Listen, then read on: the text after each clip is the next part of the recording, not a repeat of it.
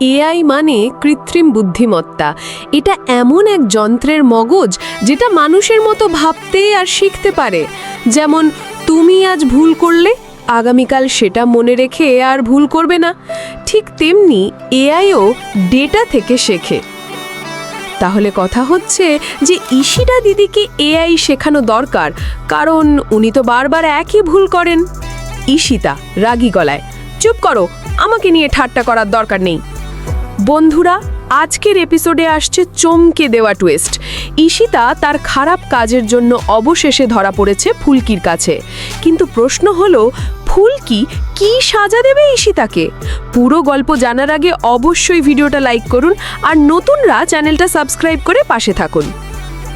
ঘরে সবাই বসে আছে। ঈশিতা কাঁপতে কাঁপতে দাঁড়িয়ে, ফুলকির চোখে রাগ আর ক্ষোভ। ফুলকি কড়া গলায়, ঈশিতা, তুমি ভেবেছিলে তোমার মিথ্যে আর ষড়যন্ত্র কেউ ধরতে পারবে না? আজ সবাই তোমার আসল চেহারা দেখেছে, এবার তোমার শাস্তি হবে। ঈশিতা কাঁদতে কাঁদতে, ফুলকি দিদি, আমাকে ক্ষমা করে দাও, আমি ভুল করেছি, কিন্তু আমি আর এমন করব না। পরিবার ও সমাজের সামনে পাড়ার সবাই জড়ো হয়েছে, টেনশন বাড়ছে। একজন প্রতিবেশী, ফুলকি, তুমি ওকে কি শাস্তি দেবে? আজকের পর থেকে যেন এমন আর কেউ সাহস না পায়। ফুলকি দীর্ঘ কণ্ঠে বলে ওঠে, ঈশিতার সাজা হবে ওর নিজের কাজের ফল। ওকে সমাজের সামনে মাথা নিচু করে মাফ চাইতে হবে। আর এরপর থেকে ঈশিতা আমাদের স্কুলে বিনামূল্যে গরিব ছেলে মেয়েদের পড়াবে। এতে সমাজের উপকার হবে আর ঈশিতার অহংকারও ভাঙবে। সবাই হাততালি দেয়। ঈশিতা লজ্জায় মাথা নিচু করে কাঁদে। ঈশিতার প্রতিক্রিয়া, ঈশিতা কাঁদতে কাঁদতে, আমি আমার ভুল বুঝেছি ফুলকি, তুমি আমাকে শাস্তি দিয়েছো ঠিকই, কিন্তু তুমি আমাকে একটা নতুন পথও দেখালে। আমি কথা দিচ্ছি আর কোনো অন্যায় করব না।